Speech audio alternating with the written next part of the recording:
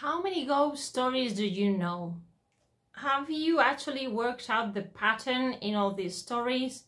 If you like me, you've probably bought many ghost stories, many books with ghost stories, trying to figure out the elements that make these ghosts different from other ghosts, but you might have found or you might have felt that there's information missing. So this information can help us actually to work out some kind of classification on ghosts, which is what I've been trying to do since the beginning of our series on the ghosts. And I think I've come across to the conclusion that to help you and to help myself to figure out this classification, we need some very basic elements. So on the one hand, what we need is to realize that the country or the countries of origin and cross the influences are very important to classify the ghosts.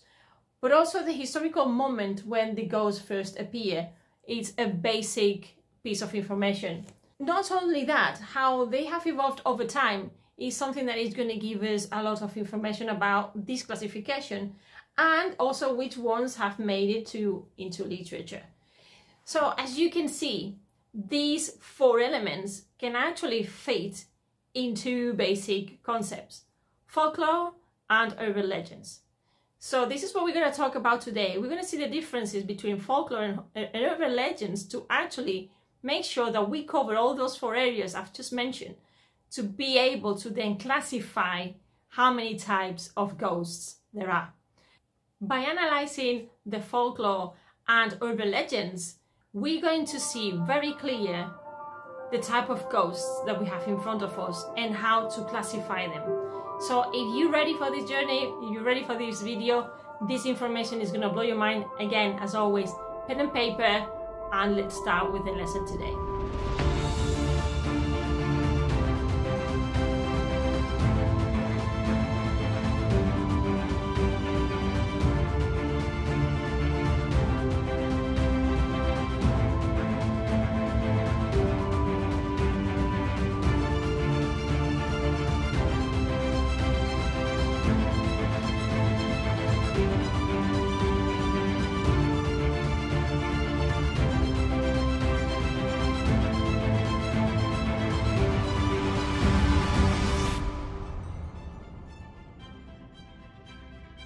Hello Gothic friend, this is Eres and you are in Gothic Land, and welcome to episode number 9 of our section, The Ghost as a Metaphor That Shapes Your Identity. And today I want to talk to you about the importance of folklore and urban legends when classifying different ghosts. Why I think that is important? I think it's important that we do this initial setting, some foundations, because if not, when we come across the classification, that you're going to see that it's almost impossible, and I don't think that anybody has done this job yet.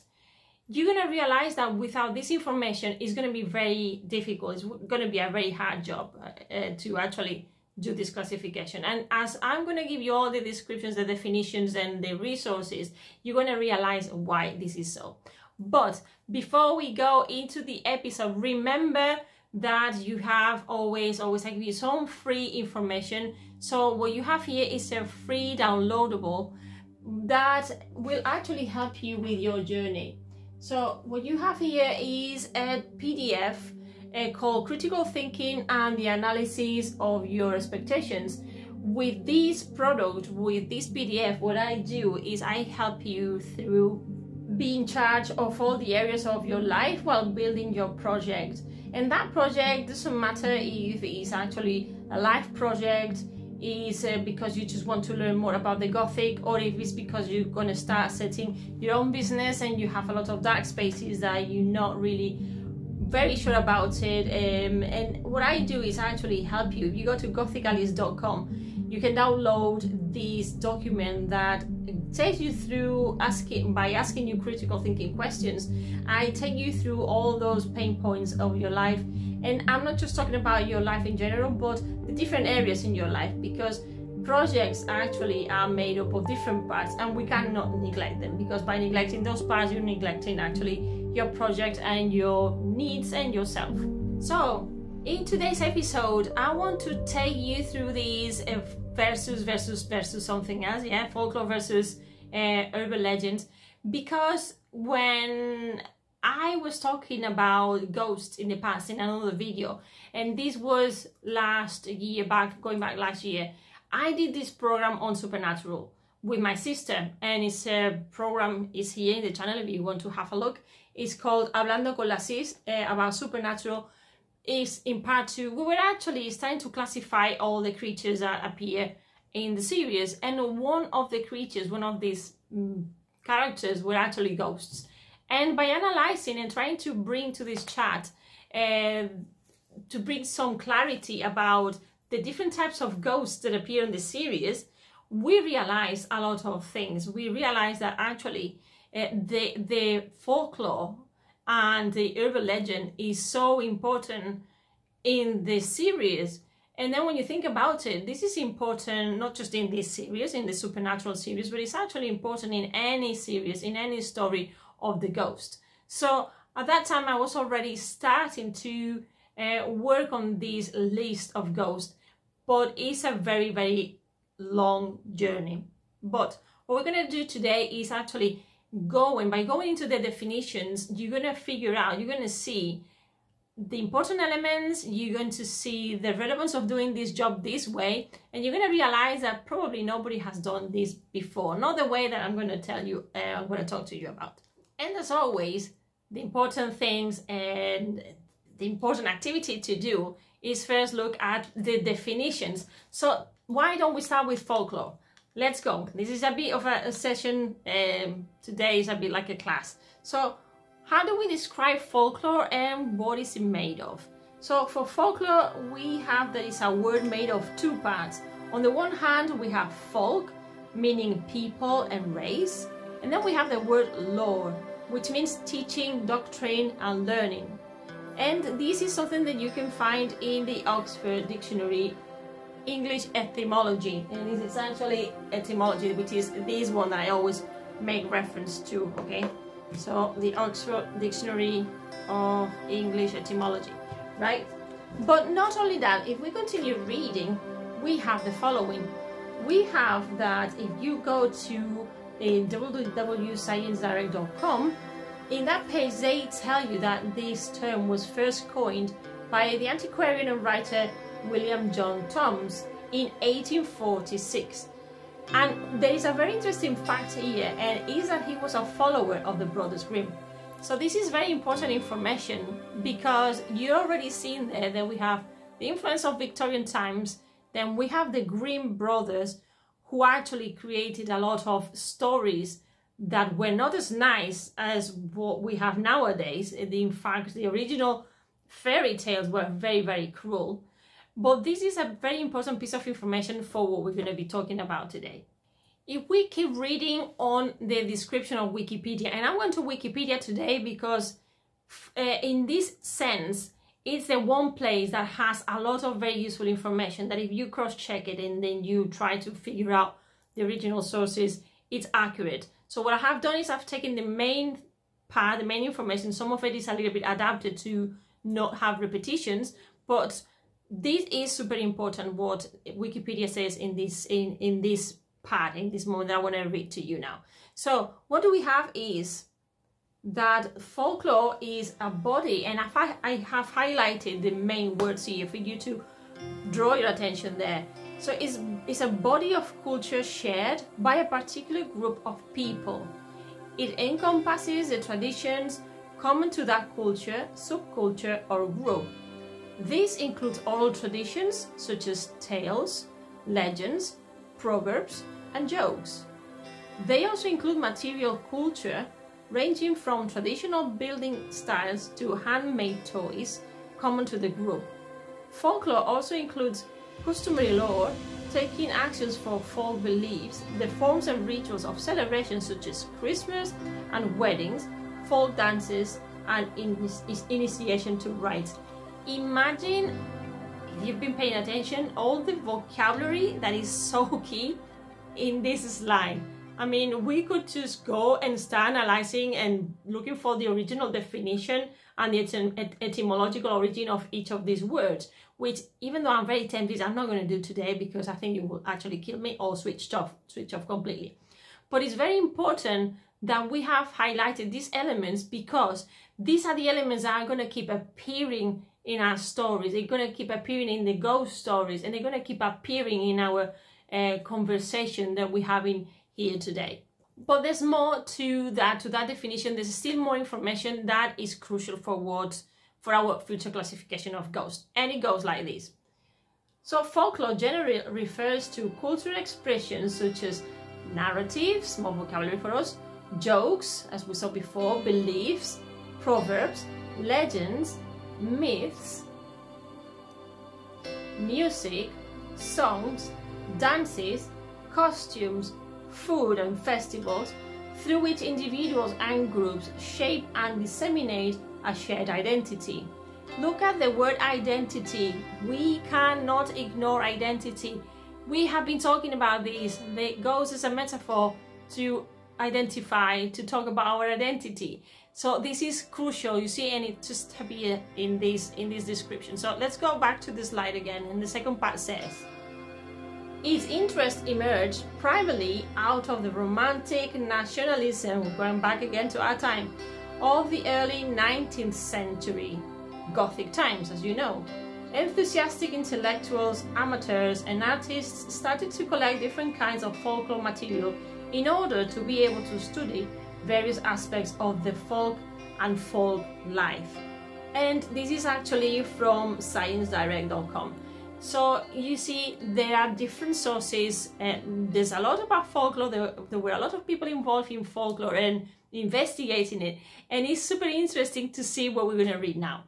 And what I'm going to talk to you about is now legend, and you're going to see how folklore and then legend and then urban legend are connected, and why they're so important that we have them like in a versus kind of conversation today. So how can we describe legend? So for legend, we have two interpretations, or we have two different sources. The Oxford Dictionary of English etymology again tells us that a legend is a story of a saint's life. So this is important, or collection of these in the 14th century. Book of liturgical lessons in the 15th century, and it was a non-historical story. For us, it's very important this fact of the liturgical lessons, because what we're going to figure out, we're going to see, is that the monks had a very important role on the creation of ghost stories when we get to medieval ages, the Middle Ages, in medieval times. But before we get into that, let's define the next term, which is legend. Let's continue with the second definition of legend, which goes like this: a very old story or set of stories from ancient times, or the stories, not always true, that people tell about a famous event or person. So just try to remember these, because now we're going to go into defining what is urban legend. So it's going to be complementary to this, and then you're going to realize what I have found. As you can see, urban legend is made out of it's an expression made out of two words. So on the one hand, we have urban, meaning pertaining to a town or city. This is easy peasy. Legend is what I told you before, the story of a saint's life or collection of these from the 14th century. Book of liturgical lessons, the 15th century, and non-historical story. It was first used as urban belief tale. So urban legend wasn't called urban legend at the start, it was called urban belief tales. And an interesting fact about this is that it has appeared in print as urban legend only since 1968 by the American folklorist, professor and director of the Folklore Institute at Indiana University, Richard Mercer Dawson. This is again something that you can find in Wikipedia, and it's super interesting because it took that long to actually someone start investigating, maybe in a way like what we're trying to do now, about the ghost stories and how much recently the ghost story seems to be something that people still keep talking about, but not just from the folklore point of view or from the Gothic story, the ghost Gothic story, but also there's a lot of people that are still investigating appearances, spirits, specters, all these that we've been talking about in the last episodes too. So let's see what we can find as definitions that complement these other definitions on the online website. So for urban legend, in Merriam-Webster.com, we can read that an urban legend is an often lurid story or anecdote that is based on hearsay and widely circulated as true. So it's not actually true. It might have been a distortion of reality, but it goes wild. Yeah, it spreads widely and people start believing it. And what is very interesting here is that in Wikipedia we also have that urban legend is also known as contemporary legend.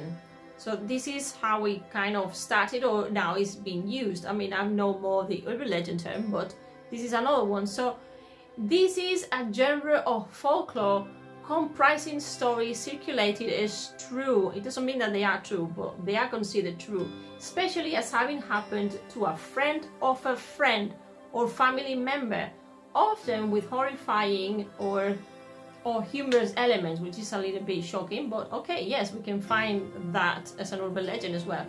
These legends can be entertaining, but often concern mysterious peril or troubling events, such as disappearances and strange objects. They may also be confirmation of moral standards, which we have talked about in the past, reflect prejudices, or be a way to make sense of societal anxieties. Most of them circulated orally, but can be spread by any media, including newspapers, mobile news apps, email, and social media. Some urban legends have passed through the years with only minor changes to suit regional variations. I mean, you have heard this before. I've talked about this in the previous episodes. If you remember, we have mentioned the fact of the orality of the ghost stories. We've talked about the past. We've talked about perception of peoples of different cultures in different moments in their lives. We have talked about this spectrality. We have talked about these elements already, and now we have confirmation of what we have seen or what we saw before by having these definitions that we can find different of them, and they complement each other online, which, my friend, is what you do when you are a researcher. You're using your critical thinking to analyze all the elements and to find all those dots, you know, to join all the dots and to see where the information actually joins. But you can see that this definition of urban legend is quite extensive. So one of the things that we can see, we can learn about this is the following, is the main elements that make an urban legend be an urban legend, which are the following. So we have mystery, horror, fear, shock, or humor. They often serve as cautionary or morality tales where the characters can act in a disagreeable manner, only to wind up in trouble, hurt, or death. They will often try to invoke a feeling of disgust, I mean, we are now in our Gothic space, in the reader, which tends to make these stories more memorable and potent. They can include elements of the supernatural or paranormal. So obviously the urban legend is that space where the Gothic is going to find itself happier with. And probably this is one of the elements that will make of the Gothic, when it becomes literature, that space that is not considered, you know, the connection with quality, not quality, this genre that uses certain stories, that it creates stories making them believable, but that are actually based on nonsense, that they based on perceptions, that they based on distortion of reality. This is what we're gonna find as an argument for those who do not like the Gothic. But this is exactly the space, this is the grey spaces where we don't just learn about the possibility of certain ghosts or certain stories being true, but also how how much this distortion of reality tells us about our identity. And again, identity is part of the Gothic. So it's actually very interesting what we're starting to see here. So we have got to the point now of today's program where we have to go back and make reference to the book that started everything, right? So in the medieval ghost stories, Andrew Jones actually points out something that is very interesting, and is the purpose that the ghost stories had in medieval times that have changed over time, and is the following. He says that initially it was born to evoke a wandering response from its listeners. So that's why we have our monks. Our monks were the only ones who could actually read and write. So they were the voice of these oral stories. They started writing everything down and it became literary. So now we know exactly at what point, at least in Western cultures, where everything started being written. I know that I have mentioned in the past episode, we mentioned the Babylonian tablets with images of what possibly was the ghost. But as in storytelling, the concept of ghost story is actually what Joyce says is very, very modern. Now, if you call modern medieval times, well, I suppose it is modern, but it's true that in this first moment, the medieval ghost story had this intention, and over time, it has turned into what we know nowadays. And this is a ghost story or ghost stories that really what they intend to do is to chill the blood or entertain by freezing. And this is exactly what Joyce says in his book. So all this is well and good, but then my next question would be, what about the origin of ghosts of other cultures, or in other cultures? How did they originate? So I think if you might agree with me that if we do the same exercise with the rest of the world, the ghost stories around the rest of the world, compared to what we have done with the European or the Western cultures, we're going to see similar patterns. We're going to see points where cultures clash and they coincide. And that's going to have like it happens in languages. When they coincide, they're going to start sharing information. They're going to start sharing characteristics. They're going to be crossovers. And this is going to make the stories a lot more complicated to classify, but at the same time, very, very interesting. And going back to the case of Supernatural, when we talked about La Llorona. La Llorona is the woman in white. So we have that the same character may vary its characteristics to adapt to the different cultures, which is what we have seen through the definitions. And that's why it's so important to go and find the origin of the vocabulary that we use and to do all these connections. So we're going to have time to start our classification, and no, not today, but this is a very good exercise because we've done 4 things. We've looked at 4 elements, or there are 4 elements. You could even say there are these 4 elements that we can find between folklore and urban legends that actually are going to help us create this list of ghosts. And these 4 elements are, on the one hand, that what we have seen at the beginning, that the country or countries of origin, even there are cultural cross influences across the globe. That's important to bear in mind when we do our classification, but also the historical moment where these ghosts appear and when the stories start being told, and the repetitions, you know, we can then see if there are certain patterns, and also at what point the stories are really invented, distorted or not. We'll see that as well. And how they have evolved over time, which is a very interesting factor, and we're going to be using literature, cinema as well, to see this evolution, and which ones obviously have made it into literature, which again is very important, very interesting. So my friend, if you have enjoyed this episode today and you have something to say about ghosts from different cultures, and you want to leave me your comment, I would be delighted to know, because that is going to help me to continue investigating. I know I'm giving myself a big task and is a challenging piece of homework, but I think it's very, very interesting everything we're going to find out by doing it, and probably together will be better than just doing it on my own. So I hope you have liked that, but before we go, remember, if you've liked the video, as always, please like, subscribe to the channel, click on the bell, share it, comment below, and follow me. But don't just follow me here, you can also support me, support my work, and follow me on other platforms. What do I mean by support? If you like reading articles, I am on Medium. I write every week there, at least once or twice. And on Medium, to support my work, you just can become a member. Only $5 a month to become a member on Medium, and you have access not just to me, but to a lot of other writers there. If you want to donate, then please go to my Ko-fi page. That is a little bit abandoned at the time, but I have plans for it. But if you donate there, then what you're going to do is have access to a membership, and in there you will have specific content just for you. And on Twitter, you can follow me there. You don't have to support me there, although you can subscribe to my newsletter, and then you will get in some goodies that other people don't.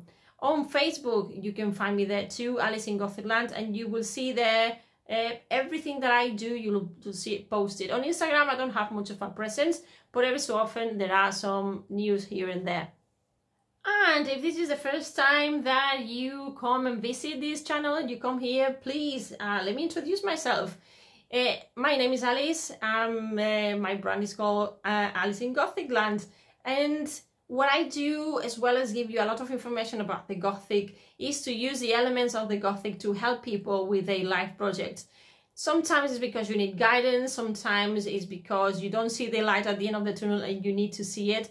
So you know that because I'm a writer, a confidence builder, and a project auditor, I help people like you with their products, their services, their presentations, class lessons, or simply because you want to learn more about the Gothic. So depending on where you are in your journey, in your life journey, just contact me, and then from this very first call, you're going to gain a lot of confidence and clarity on whatever it is that you're doing. So, and even if you just want to talk to me to have a chat, and we can just talk about all things Gothic. The first call is the first free assessment call, that is free, and the next ones, depending on what you need, we'll talk about it. We'll find a product that works for you, a service that works for you, and I'll be delighted to have you on board as well. So thank you very much, friends. Let's keep it very Gothic. Let's keep thinking about ghosts, and I'll see you next week with more ghostly content. Hopefully I will not come across any more things before we get to our list. So until then, take care and be very Gothic, my friend. Bye.